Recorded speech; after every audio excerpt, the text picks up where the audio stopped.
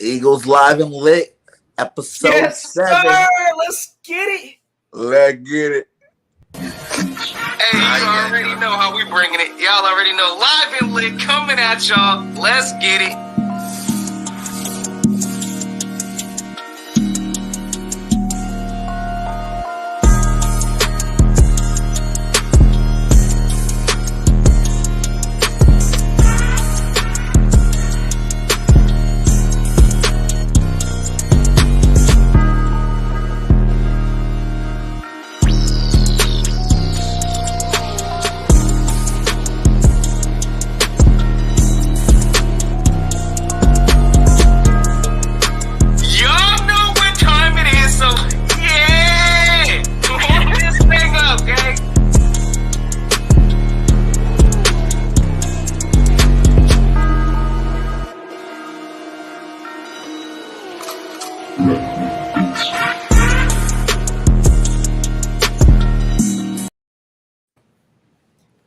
Yeah, boy, got this thing rocking.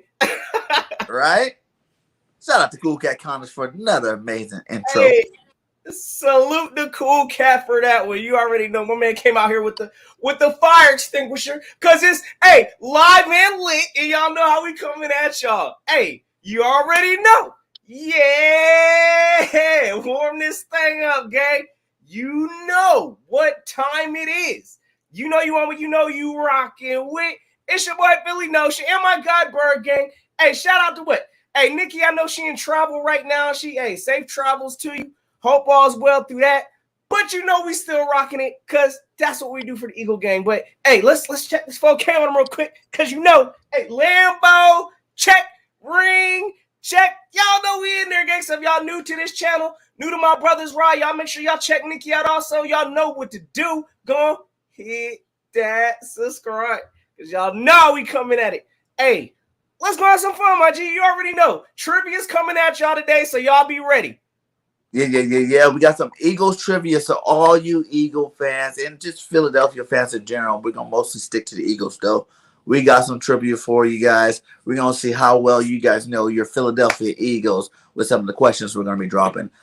Today, man, you know, we were going to do a mock draft with Nikki, but Nikki is in travels, safe travels for you. So we might skip out on a mock draft, but we got some things to talk about here. One of the things that we had on Birds of Broad Street yesterday, I was like, you know what? I really want to dig down a little bit deeper into this.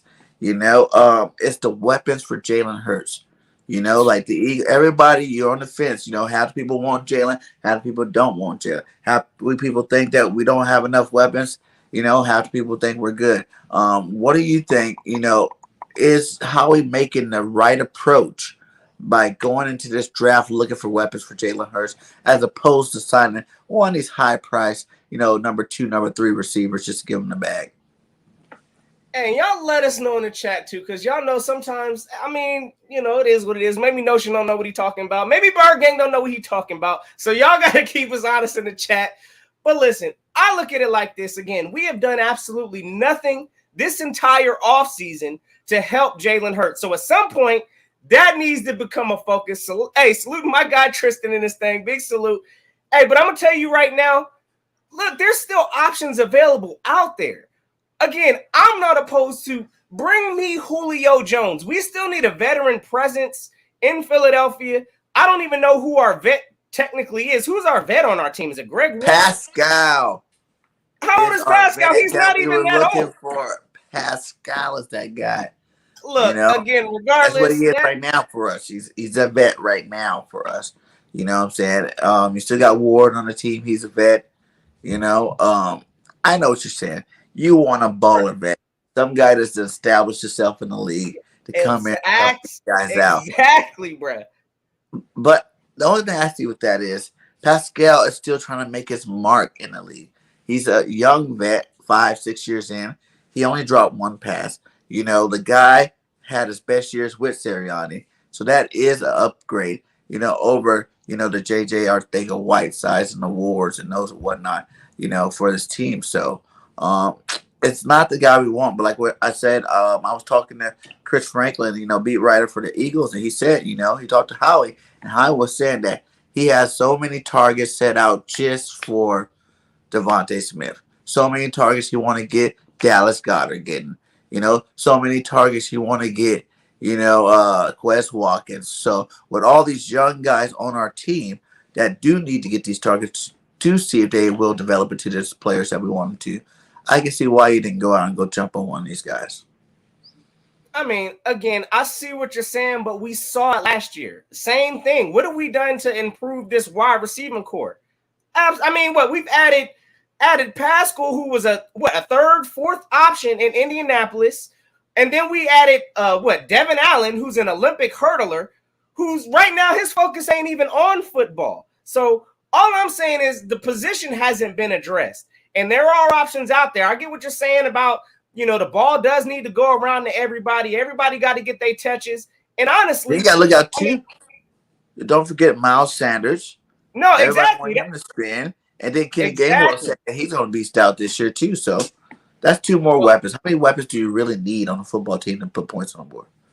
And at the end of the day, hey, listen, we are a run team first. Let's not get that twisted.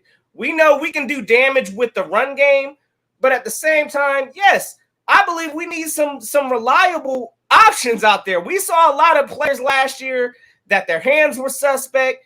Jalen Reagor, y'all already know. And bringing in somebody that's established to me, again, like a Julio Jones, I'm staying away from Antonio Brown. I'm not touching that one. But give me a veteran presence just to, continue to mold these young receivers. I get Devontae Smith is going in his second year, but he's going to learn a lot from a true veteran out there. Forget what they want. That's what they're going to tell everybody. No, we don't need a veteran over here because they think they can handle it themselves. But we saw that last year. Again, I'm high on Quez, but I'm not sold yet. So at the end of the day, I still think we need to bring some kind of veteran presence in here and possibly hit in the draft with a wide receiver if definitely we ain't touching no veterans. So it is what it is. We need to address the position. You don't think just going out and maybe say drafting a first round pick, right, at receiver, and then drafting one of these little project studs in the third or fourth round, that would be good enough to add to this receiving core? I mean, again, like say we got just to throw it out for shits and giggles.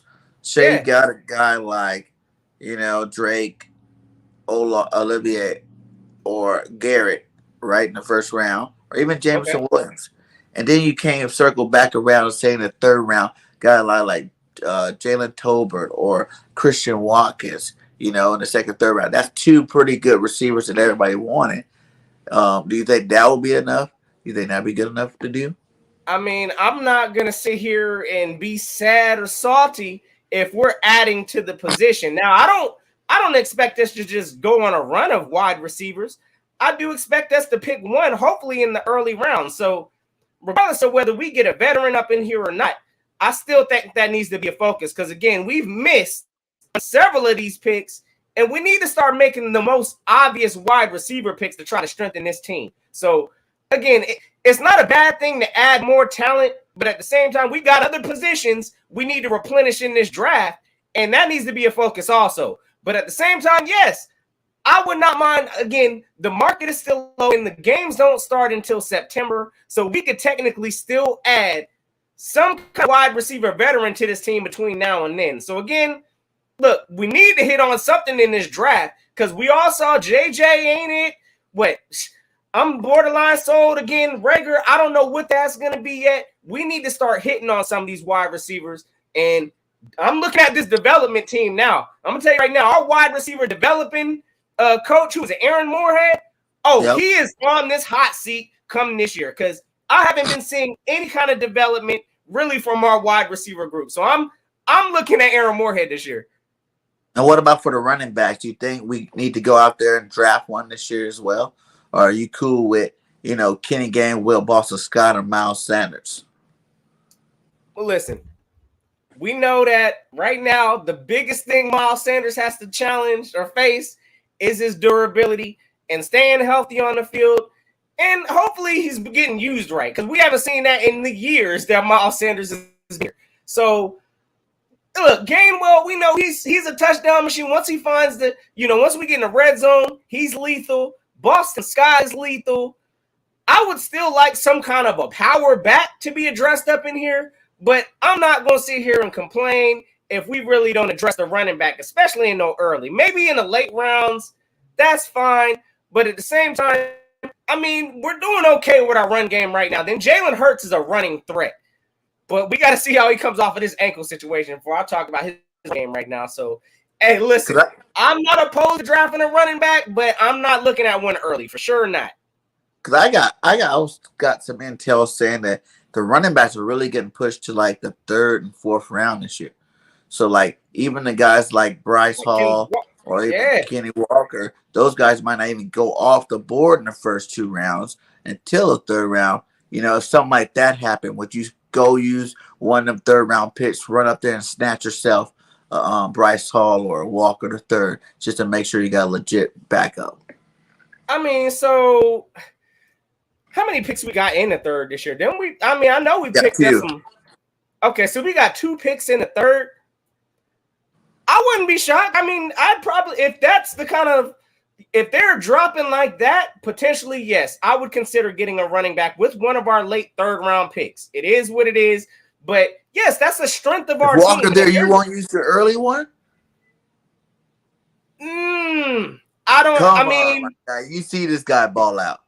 Hey, listen, I'm gonna tell you right now. If Kenneth Walker's there, I'd consider that definitely. I still think we got other needs to be addressing than running back. But again, that's the strength of this team. 3rd round hit, we already had how many picks? 3. And if Howie trades back into the top of the 2nd, which everybody hope he will do, which I hope he will do, because that would be a classic move by Howie. If you trade away one of the 3rd round picks and then you still move back into the 2nd round, so you end up still getting first, 4 picks in that top, 68 picks.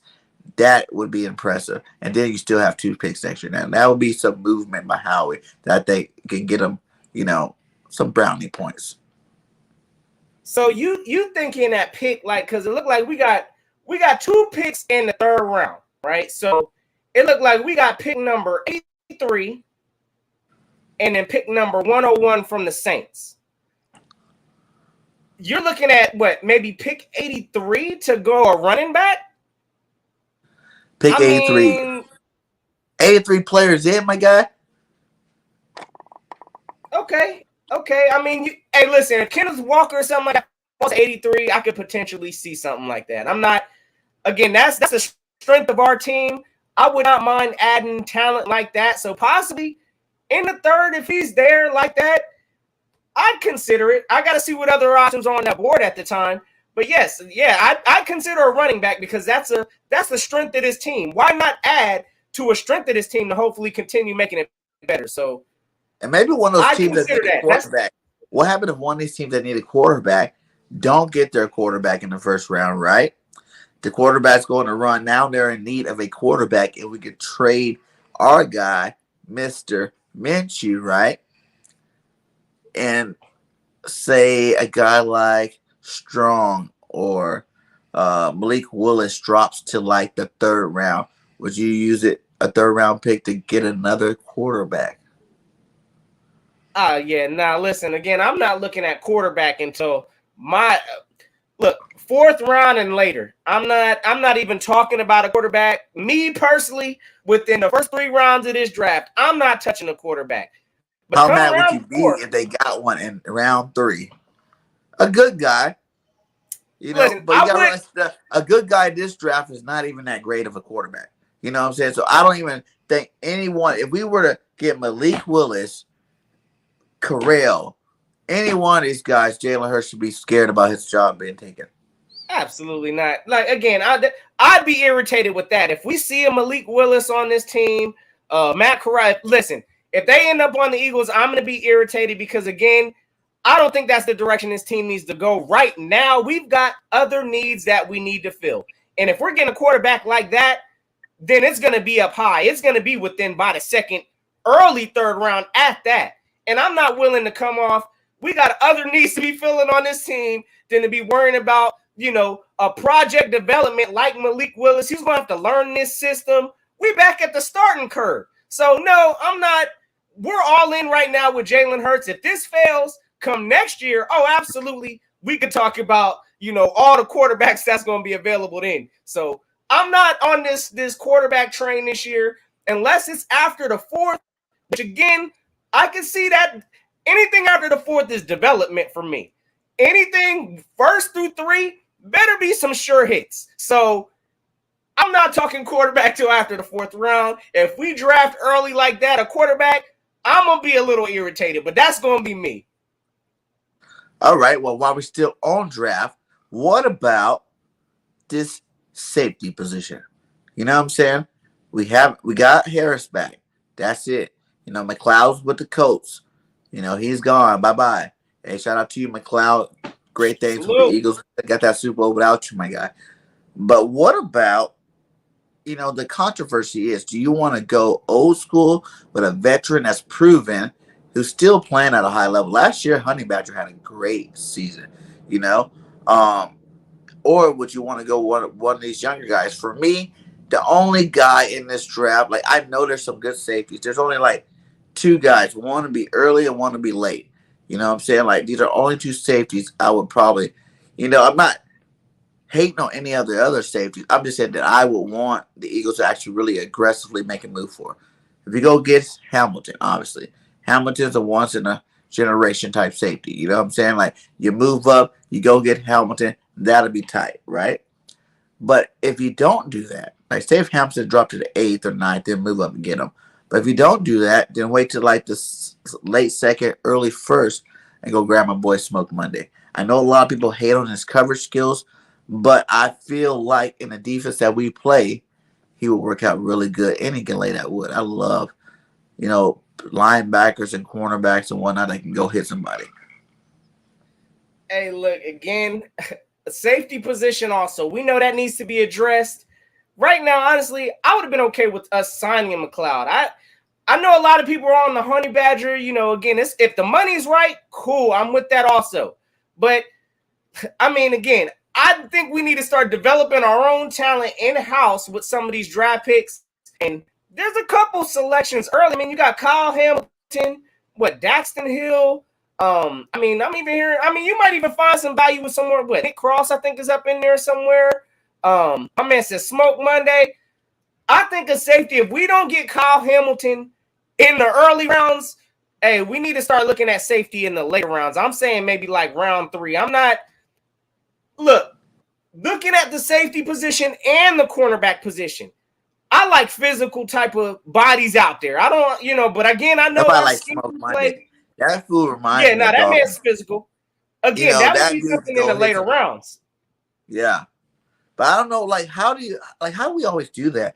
Where you're seeing these guys come out, because I was watching someone, even Christian Harris today, they had on NFL Network. It was about how they did the Alabama Pro Day. He's flying all over the place. He's a 3-down linebacker. He's physical. He can cover everybody. But no one's talking about this guy in the first round. I said, I wouldn't even be mad if we used the 18 pick on Christian Harris. For real, I watched this guy play football. And last year he still had 7.5 sacks as a middle linebacker. You know what I'm saying? He played outside and a middle linebacker. He was a middle linebacker last year because the other linebacker came, took the outside role, played it good. And he still had 7.5 sacks, he puts pressure on. He's over 6 feet tall. He can cover tight ends, slots, all that stuff. I'm really confused why people are hating on this guy, Christian Harris. And again, I know what you're saying about his physicality. Of course, I cannot question Christian Harris's physicality. That boy from Bama, he's definitely got a physical mindset. But I heard, and I'd have to, again, I didn't watch a whole bunch of Bama. I'm not going to sit here and act like it. But at the same time, the coverage was his question. And look, I know right now that's kind of the scheme that we play, but we did just pick up Kazir White, who I think is a great coverage linebacker that can kind of mask some of that, some of that coverage stuff. So that's what they even said today. Christian Harris play physical.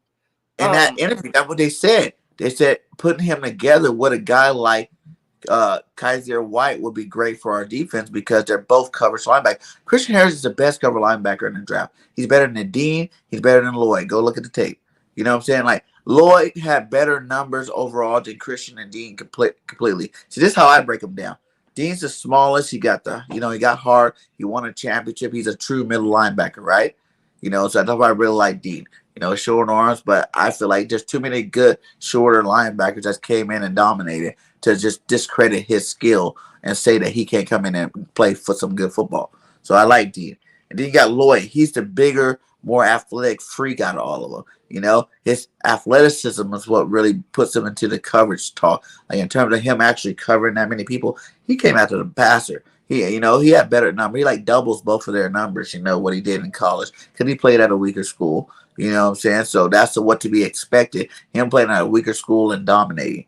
But he was more of an all around type guy. But Harris is that guy from the prominent school, bigger than Dean, an inch shorter than Lloyd. So he's like right there in the middle, perfect. He's stockier, bigger size, guy who's also ran a 4.40 plus can cover sideline to sideline, 3 down back. Look at all the Alabama linebackers that came in over the last couple of years. Like, which one of them sucked? I'll wait, while you guys look that up, like it doesn't happen. Like these guys are big. Yeah. We're still looking at Hightower, who's played in the league for so long now, and people still say he's playing at a high level, what I'm saying, from Alabama. So these guys know how to play football, and he could be that, Jeremiah Trotter type guy for our defense, but a little bit better because it's not just, he's not as big as Trotter, but he could hit like Trotter, what I'm saying? Like, he likes to lay hits out on that football field, and then his coverage game is nice. So, like I said, like that's another guy. If he's there in the second round. If we don't go get a Dean, like I like the way this draft is set up. Really, it's like you can go get the guy, but if you really don't want to get the guy, you want to try to go get another guy from a different position. You can do that and still bounce back in the second and the third, and still get like a guy that could be, the guy in your defense. So, like, okay, because again, there's a lot of talent in this draft. How do y'all expect for the Eagles to go about this? Should this be a best position available approach? Or should we be looking at our needs saying, hey, let's get we need to start shoring up these needs? I'm torn right now. Like, honestly, I think this needs to be the best player available approach. And there's going to be some tough decisions you got to make because you got what? You can name off easily 3 of the top linebackers in this draft here. You got Kobe Dean, Devin Lloyd. My man said Christian Harris is in there. There's a lot of Leo Chanel. Like there's some, this linebacker thing goes deep in terms of just finding. Oh yeah. Like, do you want to start? It's like this where it goes to. Do you want a star or do you want a good player that will work in your defense? I'm tired of getting a good player that works in our defense type player, as opposed to just saying, forget it. We want this superstar that's already a star. We want to bring him on. He's going to be a star in our defense, go tear it up. The Micah Parsons, what I'm saying? The Doran James, those type players, the Nick Bosa's, what I'm saying? Those guys that you already knew coming out that these guys were going to come in the league and ball out. What I'm saying? Stop being scared on grabbing those guys, and we need to go grab one of these guys. And then answer your question too. He said, "Would you trade up for 6 and draft Sauce and then trading for Terry McLaurin?" I like Scary Terry.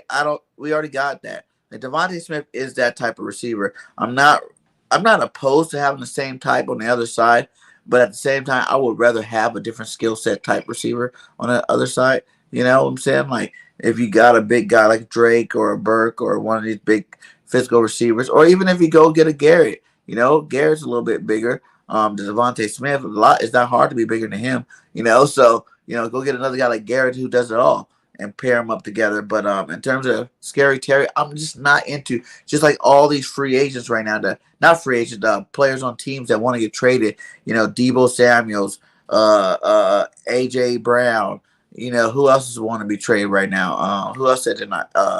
There's one other receiver said he wasn't going to training camp. But like these superstar guys, like if we get these guys, that's the reason why they're holding out now. They want a fat contract. They want to be one of the highest paid receivers in the game. Receiver money is low key backup quarterback money, almost quarterback money these days. And like I'm not down with paying that. You can front end it, you can back end it, you can do whatever you want. Meaning we still got to pay that much money for anybody. You can pay the gamble of like, oh, the salary cap can go up every single year, so I could just go ahead and get them now and then hope that the salary cap goes up so we have more money to spend. Or you can get a nice young guy that you're going to get a high level of production from right off the jump for the next 5 years, maximum paying them $5 million, $4 to $5 million, as a first round pick, and bring these guys in. I wouldn't even give you double dip. Double dip. You know what I'm saying? Like I said, get one in the first, get one in the second. Just to make sure you got two that are legit to add to this roster, and we have great receivers moving forward from here on out. You know what I'm saying?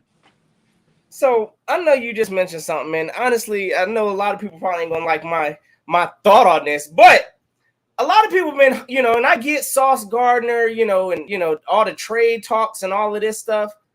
Honestly, team, like I'm gonna tell y'all right now, I'm really not with getting a cornerback in the first round. And I'm going to tell y'all why. Because, first of all right, we have had no kind of success with draft history with developing cornerbacks that I've seen. I mean, to this point. Again, Darius Slay came over here already developed. We had to go get Steven Nelson to try to shore up our cornerbacks last year. Listen, even before that, our cornerbacks have been sus.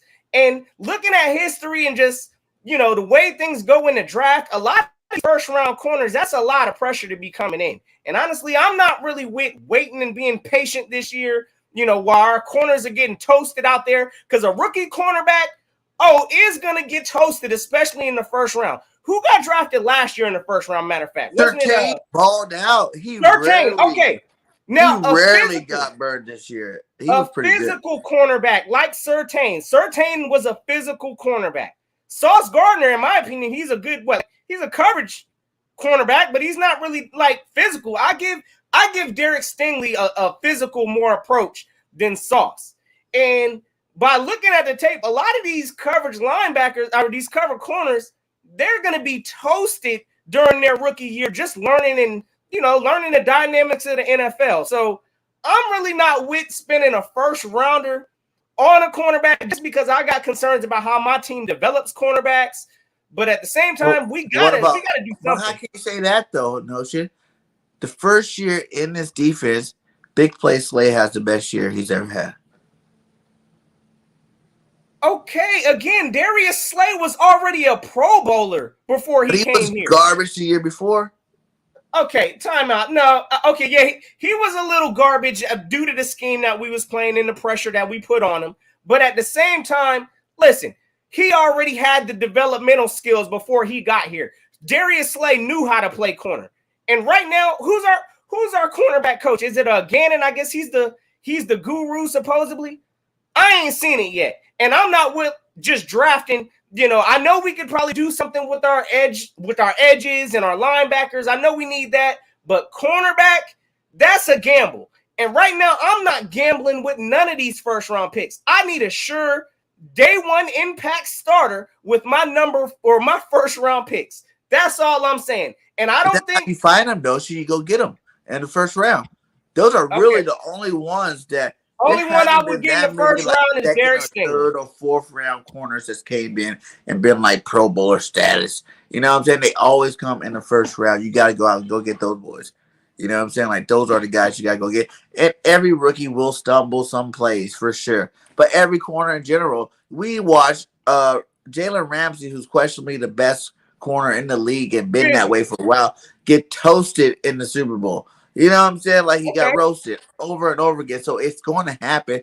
But the fact that you got a skilled guy plus Darius Slay, he is getting up there in age. You're looking at maybe 2 more years. Maybe 2. 3 tops. I'm just saying, listen, if there's talent available there, I'm not trading up for no Sauce Gardner. I'm sorry. I'm not doing it. I'm not even trading up for Derek Stingley. But again, if I'm picking a cornerback in this first round, it's probably going to be Derek because I like his physical approach. And again, I do think Darius Slay, of course, he's going to handle his own side.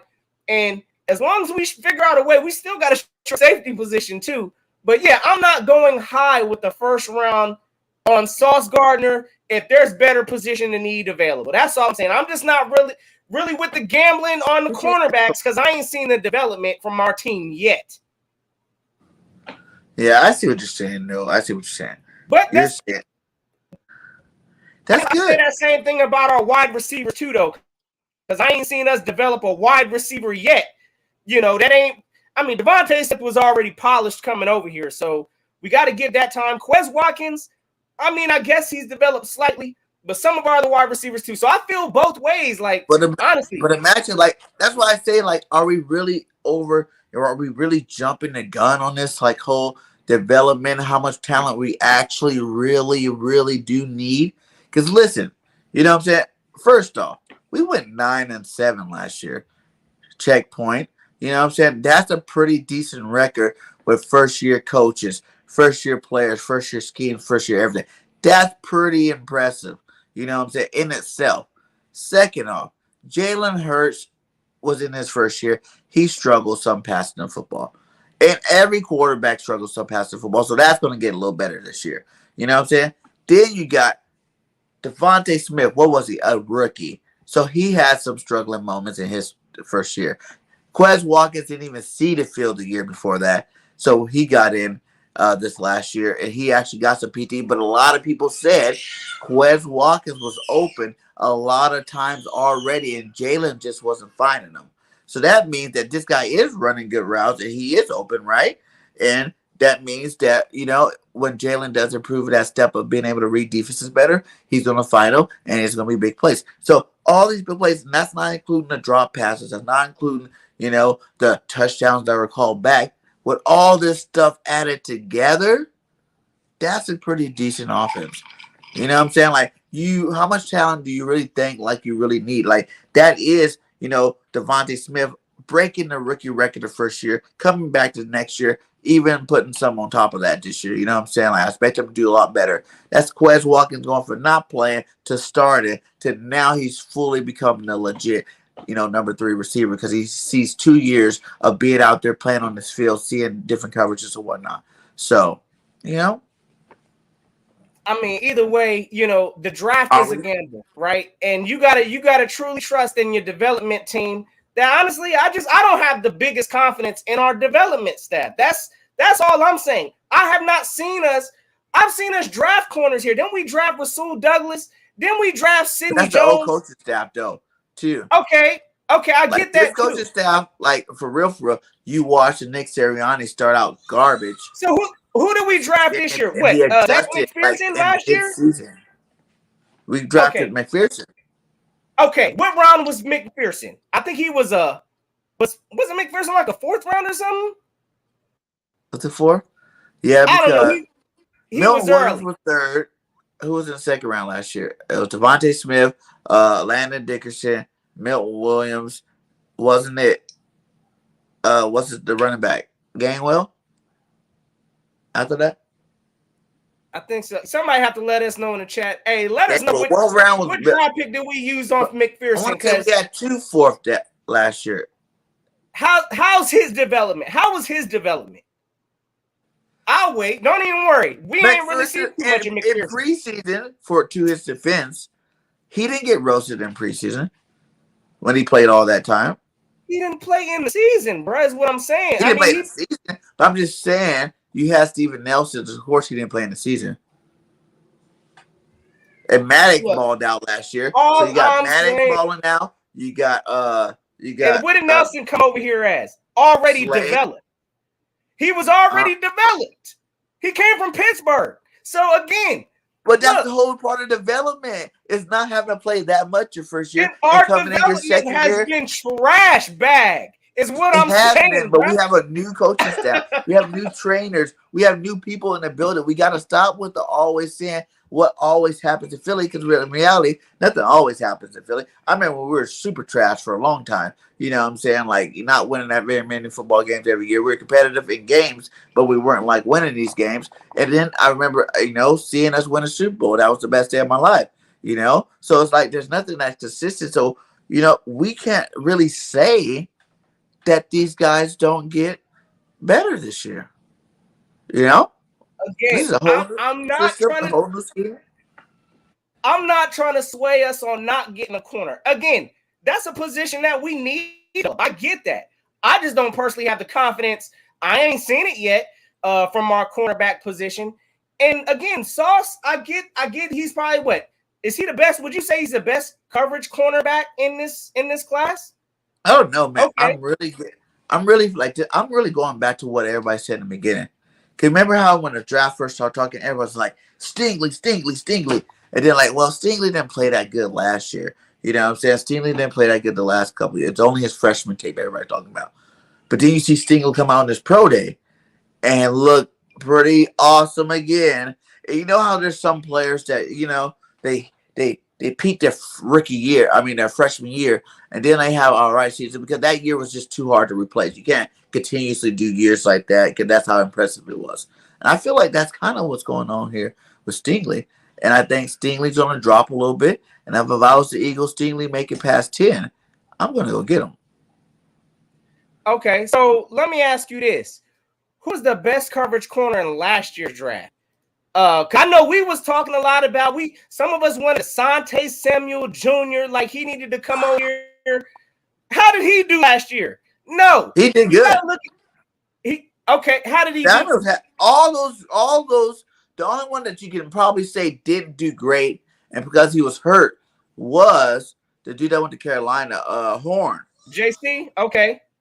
Horn. You can buy, and I think when he did play, he played all right. He was a rookie, but he played pretty good. But I'm just saying those other ones that played like Surtain and what's that dude's name? We just said from the Chargers, Asante Samuel Jr. They played some good football, my guy. Like they were top cornerbacks in the league this year. All I'm saying, listen, again, I know we need to figure it out how to develop, but looking at history on this team. But when like the Eagles went up and got a first-round cornerback, that's the question you ask. You can't talk about the second and third and fourth and fifth round guys. When we went up there and got a first-round cornerback, like this is our stud. That's why those guys balled out, because they were bona fide studs. That's what I'm saying. We need to, if we're gonna not spend all this money on free agent and overpay players and all this whatnot, you need to go get the bona fide studs. That it doesn't matter what team they're on, doesn't matter what offense they're in, doesn't matter what defense they're in. They are ball players. You know what I'm saying? Like you plug and play players, and in the first round, that's where you do that. That's why I was really adamant about keeping all 3 first-round picks and drafting 3 of them. I mean, and really, it's not even that, because you could, again, this is what I'm saying. Looking at the players that fall, if there's a D tackle, out there sitting, or a D end or somebody out there, I'm taking that before I take the corner, because I at least know that we could develop some end talent. I'm taking a linebacker before I take a corner. There's a lot of things that I'm just saying. I'm probably taking a wide receiver before I take a corner in the early rounds is all I'm saying. Again, corner is just a gamble. You could expect for your rookie corner to look like burnt toast for majority of the year while they're learning. And again, I just don't think this is the year for that. So we definitely need to get a corner up in here. Again, I'm just not with trading up to go get one, or even early first round. I think there's going to be better talent available at positions. Like I'm with you on that. Like we don't need to be honest. I wouldn't trade up for no player in this draft. Not one. I'll let you answer your question, but I'll tell you. Oh, no. Yeah, salute. Hey, okay, so salute to AK Eagles Podcast. Big salute. Hey, listen. All right. So the question is, Notion, in your opinion, are the Eagles in mode, or are they looking to 2 years down the road? So right now, how I feel, and y'all know I'm one of the most turned up Eagle fans on here. And listen, I still think we got a shot. Don't get that twisted. But at the same time, I got to see how this team gels, because, again, I'm not sold on our defense. I really think our defense is going to be our Achilles heel. And the offense right now, until we address and put some more weapons around, I would say take a focus to put some weapons around Jalen Hurts. Listen, I'm not going to say Super Bowl yet, but we're going to see how this season is going to rock, because I do think we got a chance to take this division. And it starts there. That's how Super Bowl teams are built. It's through the season. And if we can handle our business throughout the season, y'all already know. Get ready for the turn up, because, yeah, I'm going to be pumping that horn. But I don't know right now. I'm not looking 2 years down the road. I'm looking at this year, and this year I need to see some kind of positive results. So We gonna see, brother, but we ain't canceled out. I'm gonna tell you that. And I think we're kind of in both. You know what I'm saying? Like, I feel like it's a wait and see in both. Like, we keep saying we want these players to develop, right? But we're still so quick to try to want to replace the same players. You know what I'm saying? Like, you can't replace these players and then expect them to develop them. If we go get a big guy like one of these Christian Kurtz, you know, Allen, Woods, one of these guys, guess what? Quest just got bumped out of the roster. You know what I'm saying? Like, he got bumped out. I know it say, oh, well, it should be easier for him because he's now in a third corner, a linebacker, safety, or whatnot. Yes, that might be true, but you're not getting as many targets anymore. If you don't get the ball thrown to you, you're not going to put up big numbers.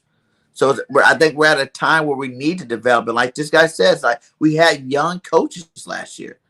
You know, shout out to her swag call. We need to get some batting in tonight later. But yeah, you know, we have young players, and that's the only way you're going to develop it. The whole scheme could be a little bit changed now. Now that they went through a whole year, they're going to X out the plays that didn't work and add in new plays that think they're going to work. You know, that's just hard. That's part of regression. You know, and a lot of these players being able to have the same verbiage for the second year in a row is going to be huge for every single player from last year's roster onto this. No matter what, whether they got that much better or not, it's still they're going to be that much better than they were last year, just off that simple fact alone that they're not learning some new verbiage. Like, that's a whole new foreign language when you get a new playbook thrown at you. So I just heard you say, you know, if we get like talent like you know, like a Jameson or something like that, or, you know, just add to the wide receiver group, you're concerned because, you know, what Quez Watkins is going to get knocked down on the chart. I don't care. I want. Listen, I'm not concerned. I'm not concerned, but then at that point, you can't say we don't develop people if you keep replacing them. Again, bro, look, I get that we got to sit here. We have to figure it out how to develop this talent. And again, look, by us having a veteran wide receiver or whoever gets added to this team should not stop that mentality. But we got one. We got Pascal. He's a veteran in Nick Sirianni's scheme. Oh my God! He can probably he's coming in. We don't have to teach this guy nothing. Like, he already knows maybe some of the new tweaks that he made from Indy, but he already knows the premise of what Nick Sirianni wants as a receiver. He almost, as a third receiver, the guy almost had 700 yards 2 times in a row with Nick Sirianni. You know what I'm saying? Like, that's all we need him to do. If he doesn't hit no drops and he has 700 yards for our team this year, then that means he balled out for us, because that's all we need him to do. And it's a great season. And we're probably winning some football games. Let us know in the chat. Are y'all drinking this Pascal? He's the veteran we need here? I mean, my man said he's an established veteran from Nick Sirianni's offense. One drop in your career in 5 years. Okay, bro. Hey, listen, like, I'm hoping even see that. Like, people don't even understand that one little freaking piece of information right there. One drop. Look at the receivers that the Eagles had over the last 5 years, and add up all those drops for me, and then put it on a piece of paper, and then tell me that number. And I promise you, it's going to be way more than one. You know what I'm saying? Like, there's going to be probably even hundreds of drops sitting the last 5 years for the Philadelphia Eagles receivers. You know, like, come on. It's like, that's an improvement in itself. And he's not going to be the star. He's not going to get targets every single game, high targets. But he's going to be reliable. Remember when we had Jason Avant, right? Avant didn't get that many balls, but there were certain games Avant went off because he was the guy that was open. You know what I'm saying? We played a good defense, and that's what's going to be Pascal. We're getting that red zone. Remember, every Pascal touchdown you see on the coast was probably in the red zone, and he went over the middle in the post or something. They threw the ball to him. You know, he's a big boy. He's a big physical guy. That's his game. Again, I'm not going to sit here and slide. I haven't seen him play in the Eagles uniform. Smith doing their things on the outside. Boom, boom, boom. And Rager, hopefully he can get out of his own way and make a couple plays from here to there. So you're pretty much expecting that jump from our wide receivers pretty much from last year to this year. Okay. In terms of the top two for sure. Quez, so Devontae Smith and Quez. Devontae. I see a huge. I think even if we got one of these first round receivers, they're going to be the third receiver. They're not going to be the second over Quez Watkins.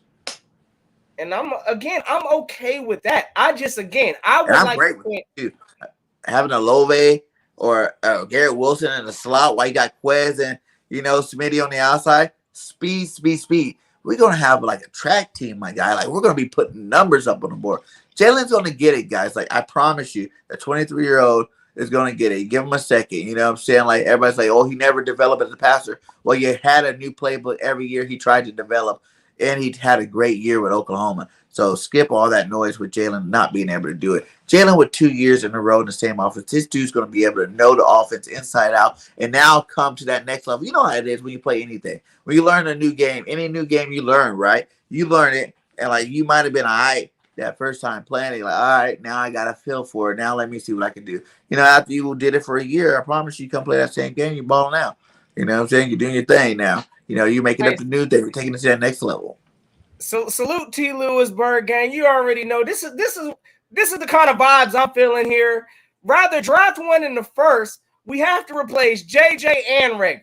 Pascal not a world beater either. We need better talent regardless. That's all I'm saying.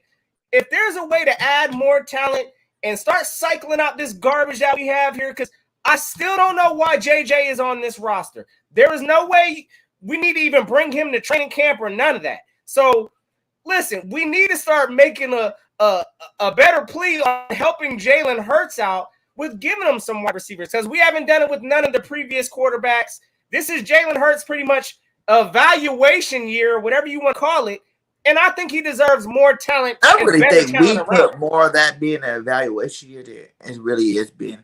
You know what I'm saying? Because this whole step, we've been a step behind in terms of that.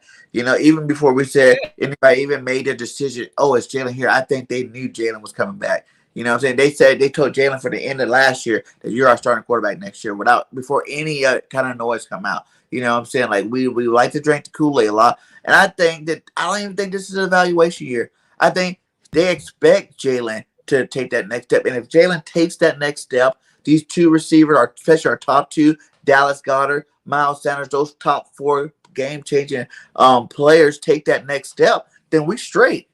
We straight. Think about it.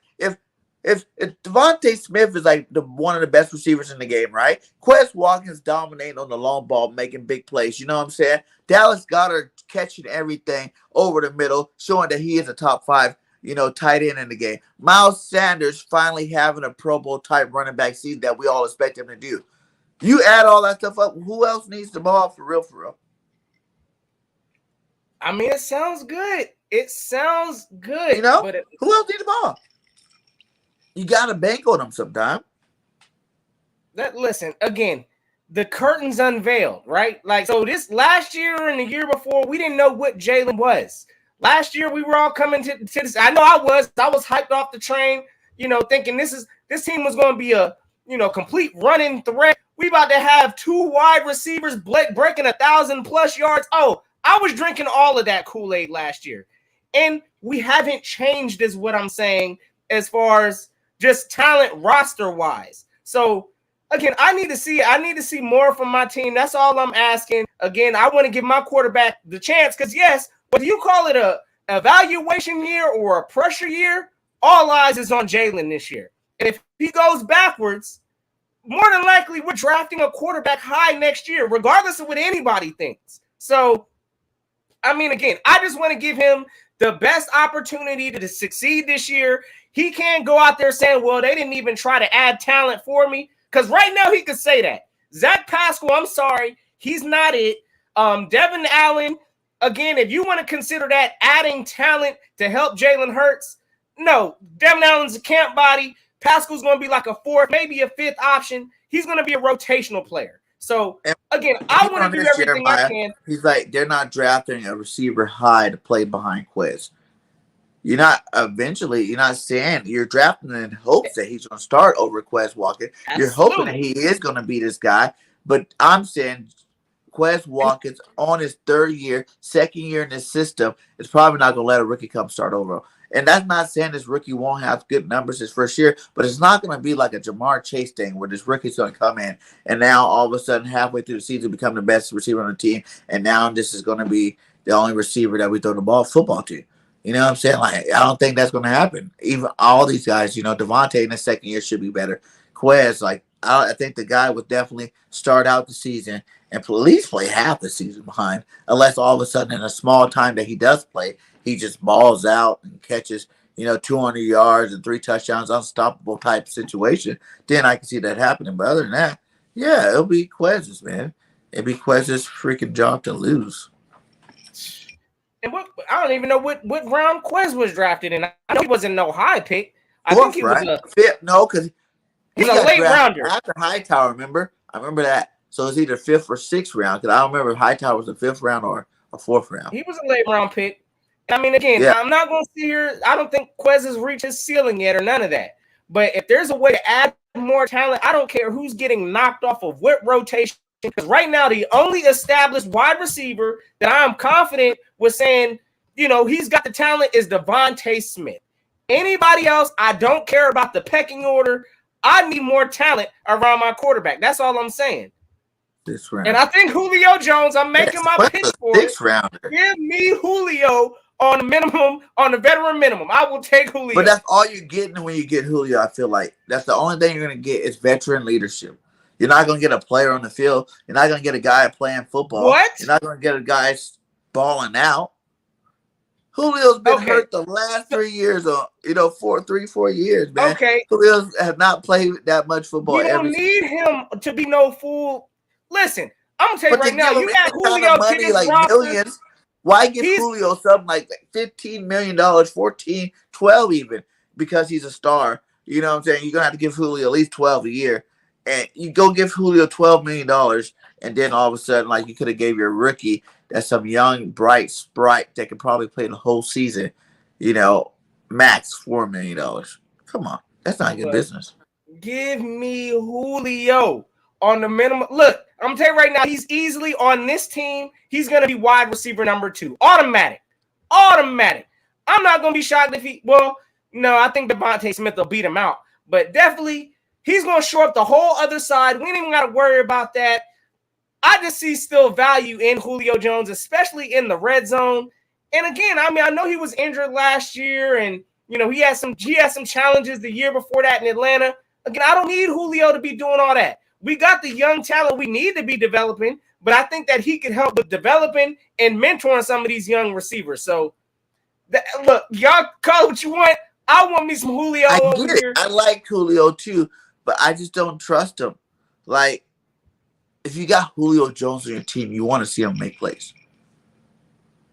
Right? And I think we will see that. He can skip over all this mentorship, and he can help the locker room, and he can make Devontae Smith better and all this garbage. The bottom line is, if you got Julio on your team, you want to see Julio score touchdowns. And that's what it comes to at the end of the day. And Julio ain't been doing neither one of those. He hasn't been playing, and he hasn't been really scoring too many touchdowns. So.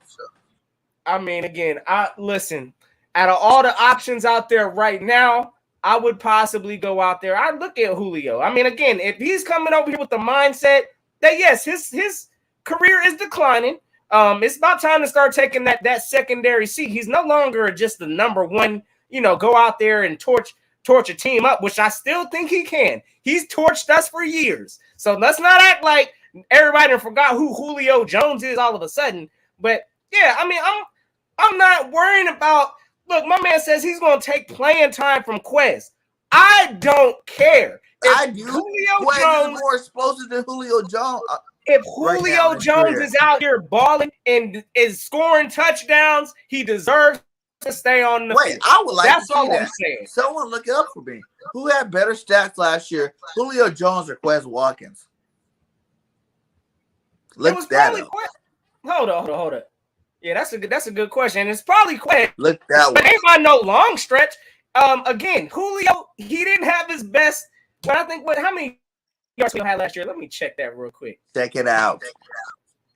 Yeah, y'all let us know. Somebody probably quicker on to check me, but I definitely know Julio ain't rack up even close to 1,000, maybe even half of that. I don't even know.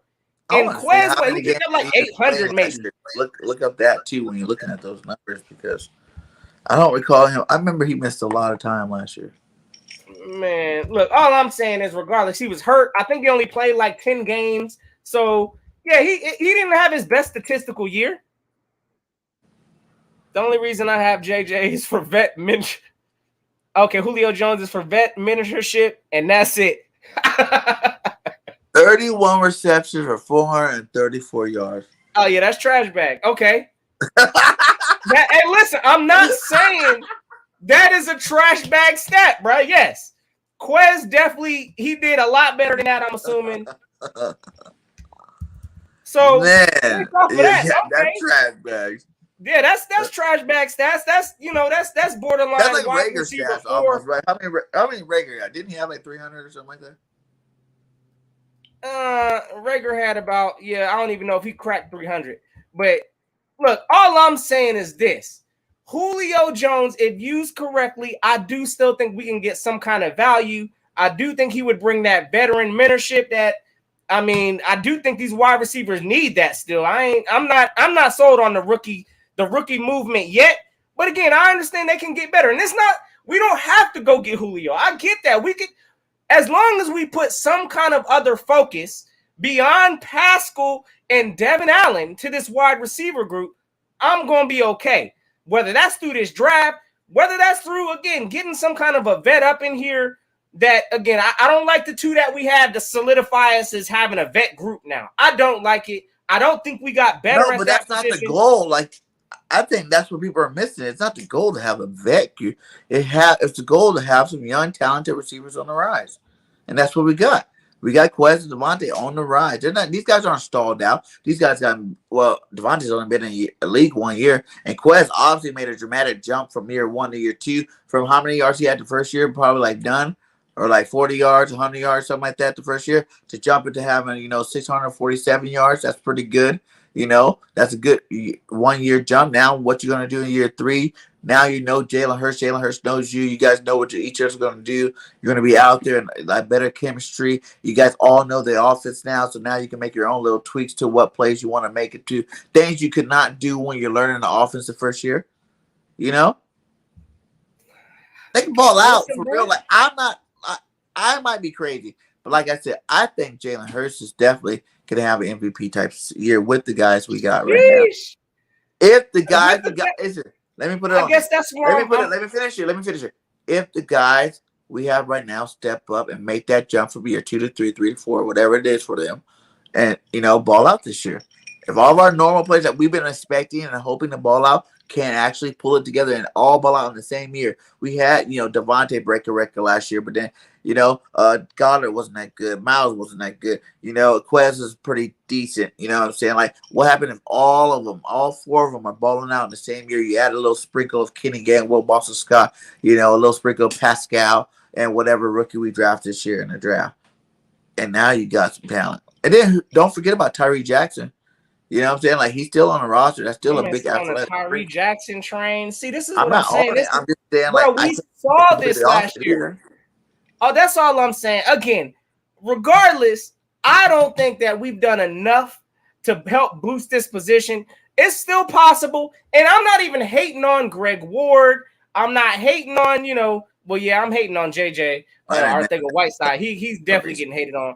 But Rager, who else did we have for our wide receiver group last year? But look, regardless, Bailey, Ward is possibly he's possibly going to make this team. And honestly, as much as I like Greg Ward and I know he's consistent at times, I don't want him on the team. I want better talent up in here. I don't want us to be having to, toot all these horns that he's below, or I ain't going to say below because they're not below average, but they're borderline average. You call it what you want to call it. I want talent up in here. And I don't think that we've done enough to add that. That's all I'm saying. I think we need to look at it in this draft. Again, I'm still open to adding some kind of a vet up in here also. So as long as we focus on it between now and September, I'm okay with that. But to say that right now, what we've done with wide receivers, we're good, I'm not buying that. We need to do more. Is it Goddard 830 off target?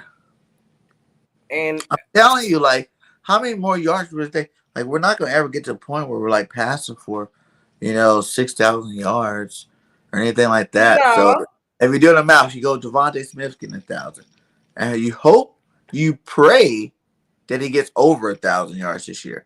You know what I'm saying? Being that close to 1,000 last year, you should definitely be up 1,200 to 14 to 1,500 yard receiver this year. Straight up. If he's going to be the guy that we expect him to be, if he's going to grow to be this receiver, this elite receiver that we expect him to be, that's the next progression for Devontae Smith in year 2. You know what I'm saying? Look at his boy Chase. He's kind of did it this year already, in his rookie year. That's why he was all pro, everything as a rookie. You know what I'm saying? So Devontae needs to at least take that kind of a step. Be at least as good as Chase was this year, next year. If you want to say the man's going to be a elite receiver in this league, you know what I'm saying? He got to take that jump, and I think he could do that. Yeah. I think Quez can even take that jump next year. Exactly. And if these guys, do you think Rager can take that jump we've been hoping for since he's been here? If Rager gets out of his head. See, time out. Do you see how you just had to pause on that? I think Rager has all the skills, all the talent, all the ability to be a good receiver in this league if you use him correctly and he gets out of his own way. Because he's the only player that's, he's the only person that's wrecking his career. It's not his game on the field. Like, yeah, it is getting affected because he's mentally, broken. But, either do something. You were trying to convince yourself. I can get him therapy for the season. You're trying to convince yourself, and I do the same thing, and it's cool, bro. I'm just letting you know. Anybody beyond those first 2 wide receivers, honestly, we can upgrade. And that's all I'm saying. And right now. But now you got to go first 3 wide receivers because if you go Spinney, Quez, and Pascal. I'm not even sold on that. I think you can upgrade Pascal. Nick Sirianni didn't bring this guy over and not use it. I promise you. The way he talks in his interview, he's going to get used in this offense. Again, my man, listen, all I'm saying is I'm not going to be shocked if we do take a wide receiver in this first round, this draft, because, again, I'm taking a wide receiver over a cornerback. I'll tell y'all that right now. Because, again, we need to do something to put some more talent around at the wide receiver position. We saw last year, Jalen Rager, I forgot the kid's name. You know what I'm saying? Straight up butterfingered. Listen, I don't need my quarterback getting exposed like that. Give me somebody out there that can catch. I don't see Pascal stretching the field like that. But come on, everybody wants to talk about the drops of Rick, and I get it, and I hate his response. That's what we seen, bro. This ain't what we just making up talking about. Of Rager for the drops, it's just 2 catches. No, they were game-winning catches. You should have caught it. Clutch. Okay, but listen, no clutch. That whole preseason, we're all on the Rager train when we see them doing one-hand touchdown balls on freaking, the Patriots and whatnot. Do you see freaking him running through the slot, running all these different kind of routes, scoring touchdowns? Everybody was on a Rager train. There wasn't all this hate for Rager. You let 2 catches get you in. His mental state got a little worse, but you let all that stuff get you and think that this guy can't be. When he was in the Detroit game, before he got hurt that Detroit game, everybody like, look at Rager, look at Rager, look at Rager. Rager's making plays finally. You know what I'm saying? What about the touchdown? Was it the Denver game where he got, 2 people went to hit him, he caught it, still landed on his feet and scored a touchdown? He's made some plays to punt return the year before. He's made some plays. It's not that he can't. It's more and more mental with this guy. And if you can break that, and as an organization, you get paid. You pay people millions of dollars to figure this stuff out. They need to figure it out with this guy. Because if you don't, then you have to trade him. What's the use of keeping him if you're not going to help him with his problem? You're just going to let him keep this problem, and then you're just keeping him for no reason, and he's not going to play good, and it's going to be a waste of a draft pick. Or you trade him because right now this is the highest stock you're going to get for him because people might say, okay, it's only been 2 years. Maybe we can fix him. Let's bring him in while he's still young. He's still got potential to be good. And then he fixing their offense a lot better. And you got to scheme the guy open more, which Nick Sirianni needs to work on getting better at. And I think he's going to be a lot better at that in year 2. Hey, listen, man. Again, I'm with your plan, and I'm hoping. I just hope that we are not done at the wide receiver position. That's all. That's my bottom line. First round receiver. Don't get me wrong, my guy. Okay. Drake London. Hello, London. That's that dude. London, yeah, if he's there. I promise everybody, man. And you taking Drake over Sauce? Yes. I am. Drake's okay. Yeah, me too. Me too, though. I feel like Sauce is that guy. Like, it was cool when we were talking, like, remember in the very beginning, we were talking on Sauce like 19, pick 19, pick 16, you know what I'm saying? Like, it wasn't all this like, oh, we got to trade up to get Sauce. So now, like, I feel like now that you're bringing all that extra, we got to trade up to, get Sauce type stuff. Like, I don't think he's worth it. I want Elam. Elam's my favorite corner in this draft. You know what I'm saying? I think people are really sleeping on him. He's a physical corner. He's tall. He played for Florida. You know what I'm saying? Like, he played some good football. He went against a lot of good people, man. Like, and you don't have to reach for him. He's gonna drop right there in your lap. You know what I'm saying? It's gonna be like, oh, let's go get Elam, Kyrie Elam from Florida, right there. Now you solved your cornerback problems. Like, I feel like too many of these positions, like the DN, the cornerback, the receiver, the DT. You know what I'm saying? Like, the linebacker, all these guys, the first 2 to 3 rounds, like, you can really lock in and get a good player to come in and help your football team. Honestly, it's all about start from day one. What position do you value the most once it's your time to pick? Because there's going to be a lot of talent available. Again, I think the very first approach focus does still need to be defense. We still need to shore that up. But offense also, that needs to be addressed also. So again, corner safety, or linebacker are your number one needs on defense. Which one would you pick first? And I'm saying you can pick any one out of those 3 positions. Like, if you say Cal Hamilton slipped to 15, you can pick Cal Hamilton, that's my pick. That's who I want. Or are you going Sauce or Gardner or Stingley, or are you going like a Kobe Dean? Lloyd or Harris, like, what would you do with that 15 pick? Again, if for whatever reason, which I don't see any scenarios of him falling to us, because again, I'm not trading up for him either, but I would gladly, and I would turn that card in so quick on Kyle Hamilton. I want that safety. That would be I think he's got generational skills that he could definitely be a long-time member of this Philadelphia Eagles team as a good safety. So I would make that first-round pick in a heartbeat. But regardless, I'm still looking defense approach here. So, yeah, linebacker. I mean, that's something else I'm looking at. I mean, definitely we need to do that. But I know our GM, he ain't really linebacker focused. But that's the stuff that got to change. He says he's doing a different route. Well, I hope, brother. That's all I'm saying. I hope that maybe Howie's woke up. Maybe he woke up. What would be the ultimate? Then tell me the 2 positions that would be ultimate: 16, 15, and what? 18. Right? That's where we are. Yeah, we got 15 and 18. 15 and 18. Out of those 2 picks, what would be the best combination? I know you said we need defense. Like, is it in linebacker, cornerback, safety? Cornerback, linebacker, cornerback in. If you just say the Eagles could make an instant impact with our defense today, today's draft day, what 2 players are you drafting that can make instant impact? All right, y'all let us know in the chat also, because we're gonna rock a quick trivia real quick, you know what I'm saying, before we get up out of here also. But y'all let us know what's the best combination for our number 15 and number 18 pick. I'm gonna tell you right now, I would be looking at best value. I'm going linebacker and wide receiver. First round. Both 15 and 18.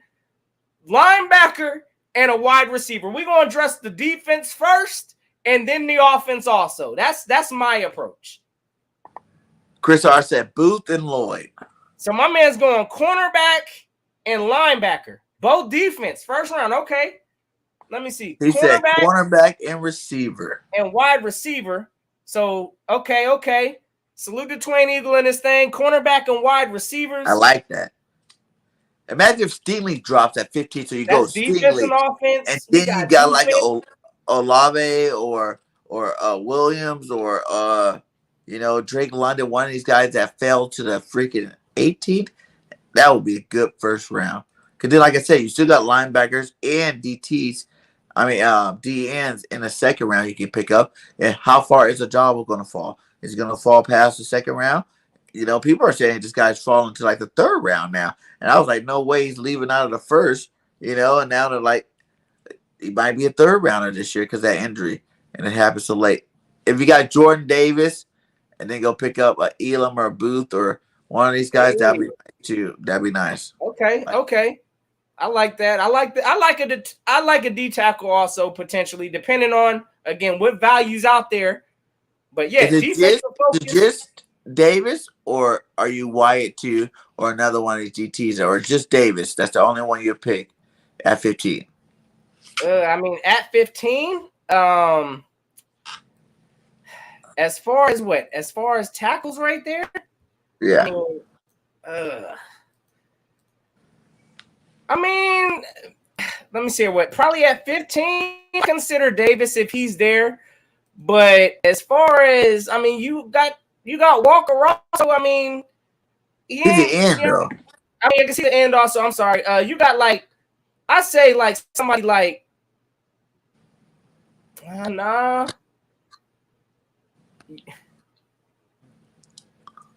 You got Wyatt, but yeah, no, I'd probably go with Davis. That would be my only first round. My only first round considered of a D tackle. If he slips somehow, I gotta look what other talent is available. But I wouldn't be shocked. I wouldn't be opposed to that. But again, I just think he's gonna be the best impactful player on this team. That's something we'll have to wait, and that's a development project. He's gonna be behind Fletcher, and again, I mean, we got Hargrave out there. Yeah. I wouldn't mind having it, but at the same time, that's probably not the most impactful pick at that spot. So it is what it is. I gotta look at it. Man, like you talking about pure dominance. I feel wide receiver Menchie's, Bum Drake. Yes, there's gonna be a lot of wide receivers that are gonna be possibly falling. Also, people hate on him. They do hate on him. Definitely cornerback and linebacker. Everybody got this defense focus. And again, look, I haven't seen it from my team yet develop a cornerback. So that's why I pause on getting a cornerback in the first round. That's just my personal opinion. I haven't seen it yet from the development side. I can hope for that this year, that maybe they're going to develop, our cornerbacks that we draft. But I haven't seen it yet, and I'm not gambling in the first round on a cornerback. But that's just me. All right, my guy. Well, hey, yeah, we're about that time. You want to do a couple of these questions? Let's get a couple questions. Let's rock it out, man. I might need some help from the chat. We need you guys to make sure you help Notion out. We're gonna see how Philly friendly are you guys. Do you guys know the birds for real, or are you guys just posers? Let's go. Okay, let's see here. This should be an easy one. What defensive tackle in the first round was killed in a car accident in 1992, 5 years into his Eagles career? Oh, you said this is a defensive end? Defensive tackle. Defensive tackle. Hold up. And what year was this? This is 1992. 92. This ain't Brown, is it? No. Let me see. I don't know if I want to turn in the ticket. I'm gonna say Brown. That's the first one, number 99. Hold up, Survey says Jerome Brown. You are right, no. Hey, good job. Let's go. Who's first on the job, no. Yes, sir. All right, we got Chris Hart. Oh, my man stay on top of his stuff. Big salute. Yes, he does. Uncle Nasty.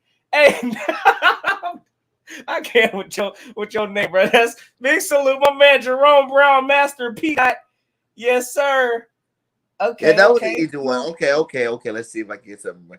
Who retired in 2002, holding the NFL record for career rushing yards by a quarterback? 4,928.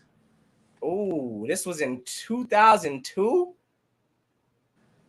Run that question back one more time, because I think I'm thinking Vic here. Honestly, that's my. Wait. All right, let me hear the question. You said run. You hear the question, or you want to answer the question? You can answer it. I'll let you answer it. You can. Let me get the question again. Here we go again. All right. Who retired in 2002, holding the NFL record for career rushing yards by a quarterback with 4,928 yards? He retired in 2002? Nah, that wasn't Vic, because Vic was still out there balling, so. Oh. Is it McNabb? No, McNabb didn't retire no 4 or no 2 because he was in a Super Bowl in 4. I have no idea, brother. What, Randall? Cunning? Is it Randall? Oh, yeah, it's got to be the Randall. I'm going with Randall on this. Oh, yes, sir. It's got to be Randall, bro. Oh, hey, salute. Wow, Notion. Like, he's the best. He's the GOAT. Let's say Donovan McNabb, and we got Vic up in here. Come on, Randall Cunningham. He retired. We've had some runners in Philadelphia, bro. Let's see if we got no kicker question. Here we go. This is going to be old school. So only the true Eagle fans will probably know this. Here we go. Let's see. What barefoot kicker played for the Eagles from 1979 to 1983? Huh? My man said a barefoot kicker. Oh, yeah. My goodness. Hey, listen, I'm going to tell you right now. Yeah, I'm going to need the chat to save me. I need a save on this. Here we go. Maybe the second time you hear it, it might ring a bell. The barefoot kicker. What I'm sure he had a nickname too. He was like the barefoot assassin or something like that. From 1979 to 1983. 79 to 83.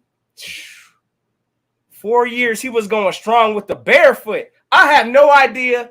I'm going to go ahead and call the line because I don't know. It don't even look like my chat knows. Oh, hold on. Chat, can you guys help Notion out? Hey, hold up. I got my line though. Salute my guy, Master P. We going Tony Franklin. Oh, hold up. Before I turn in the card, I've been having some confidence in my guy, Chris R. So I don't know yet. Which one are you going to go with? Which one are you going to go with? On the first one. I'm going Master P. on this one. We're going Tony Franklin. Tony Franklin is the right answer. Good job, Notion. So what's that, 2? I think that was no, that was 3. That's 3. That's 3. Let's see if you can get to 5. Here we go. All right, okay, all right. Hey, it's all Gucci school. We gonna make it, bro. We gonna make it still. Okay, I got an easy one. And chat, wait, let Notion ask for help first before you drop the answer if he does not get this one. Because he better get this one. Here we go. In 2013, what running back led the NFL and set an Eagles single season record with 1,607 yards rushing? Shady. Somebody says LaShawn. I'm going Shady. You already know. Yeah, that's one of my all-time favorite backs. So yeah, I can't. I was like, no help from the chat on that one. Yes, sir. Okay, I gotta go. Here we go. Further AM, yes, indeed. Here we go. Another. Here we go. At what position? Hey, hold on. Before you read that, you got a correction. My man Roberto Garcia said Cunningham retired in 01. So what you know? He retired in 02 is what the card said. Hey, salute. All right. So hey, salute my guy Vega in this thing. You already know, man. We get to it, man. Having some fun with it. Big D. Pause. Okay, here we go. At what position did Brian Evans accumulate over 800 tackles for the Eagles from 1987 to 1994? Ooh, that's okay. How many? Okay, run that question back one more time. I heard Evans. At what position did Brian Evans accumulate over 800 tackles for the Eagles from 1987 to 1994? I need a save team because hold up, my man. East Coast in the building. Hold up. My man says safety. Richard's saying punter, long snapper. Oh man, yeah, I'm lost in the sauce with this one. I'm gonna go. Ain't Come no on, daggone guys. punter, long snapper tackling out there, bro. No wait, my man Richard trying to get me smacked up. I'm going safety, bro. We going safety. We going safety. You going safety? Richie out here trying to get us smacked up, talking about it's a punter. Wrong. What? He played linebacker. Master P. Dots had it right. Notion is 4-1. You already know You safety. need to get 5. You need to get 5. East Coast gridiron. Hey, look, have me set up also. Salute to my guy. Already. Okay. It's linebacker. You need to get to 5. Here we go. God dang, bruh. B. Okay, here we go. Who needed just 3 seasons to set the Maybe he was a generational safety, bro. I ain't know. A generational safety. That's a good one. Okay, here we go. Who needed just 3 seasons to set the Eagles franchise mark for both career punt returns and career kickoff returns? Oh, I gotta say, hold on. Let me find out it's my favorite player, though. I'm really thinking And we're not the one that caused the miracle at the Meadowlands. Y'all already know who I'm going with. I'm going to put it out there. I'm saying D-Jax. I don't know. I might be wrong in this one. Hey, run the question back one more time. Let me hear it. One more time. Here we go. Who needed just 3 seasons to set the Eagles franchise mark for both career punt returns and career return yards? Kick return. Oh, yeah. I'm turn the card in. Let's go, D-Jax. Let's go. I'm feeling that. Hold up. Let me see who we got. Is that D-Jax? D-Jax. We got D-Jax again. I can't think of another lethal return specialist on this team. Is that your answer? I'm turning in the card, bro. Yes. Deshaun Jackson. Let's go. What? Survey says Brian Mitchell is that guy. Where y'all striking out? 3, you strike out, Notion. You strike out at 3, my guy. And you had 2. You had 2 strikes, and you're 1 away from the win. You're 1 away from the win with 2 strikes. Let's see if Notion. All right, Chris. Hey, I see you, bro. No, that's too easy of a question. My man, he's got Brian Westbrook, Sproles. Gosh. Here we go. Okay. You should be able to get this one. This is kind of easy. If you don't get this one, Notion, and chat, no help for Notion on this one again. This is another one of those questions. That's how easy it is. Here we go. What former Eagle defensive tackle went from behind the mic with the launch of the ESPN radio show Mike and Mike in January 2000? What? Hold up, run the question back again. You said this was easy. Hold on a minute. What was the question? Hey, salute Swampy Acres in this thing. Big you said it was easy. Yeah, bro. Hold up, I'm getting tricked. Listen to the question one more time.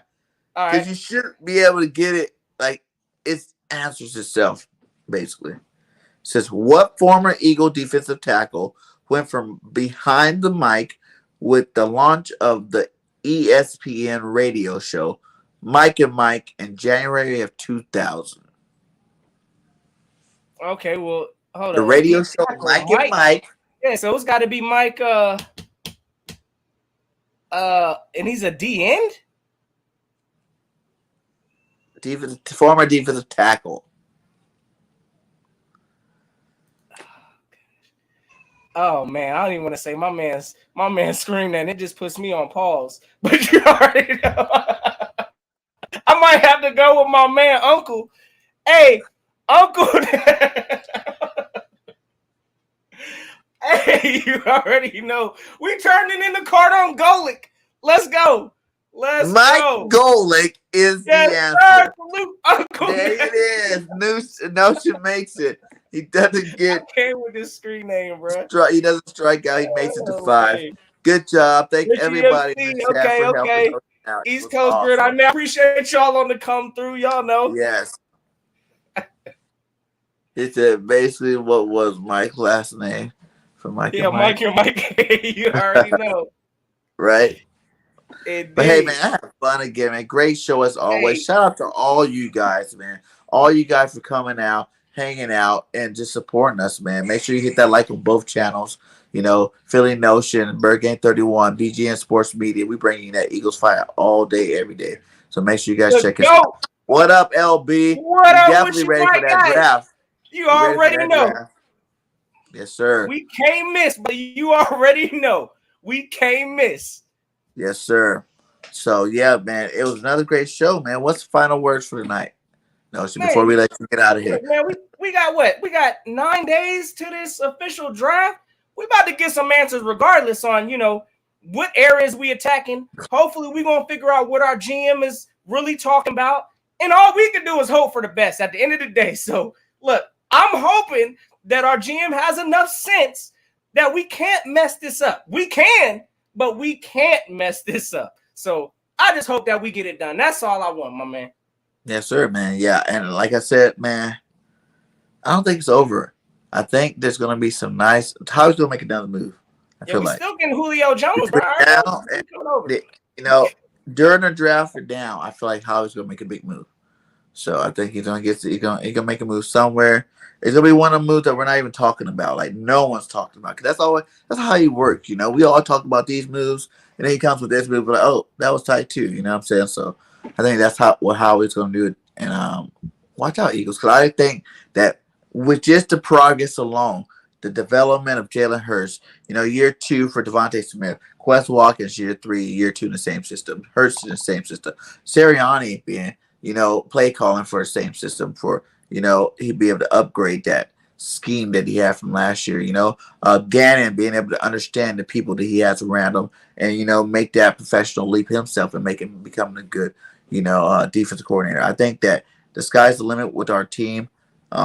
A lot of these veteran guys are going to play their last year this year, so you know they're going to give their all this year. You know you're going to see BG. If he comes back and play, you know he's coming back giving a full 100, and if he gets hurt, he gets hurt. It's going to be a wrap, you know, but he's going to give it his all, you know, in case he doesn't get hurt, and he can have a great season going out on top like he wants to and he deserves to.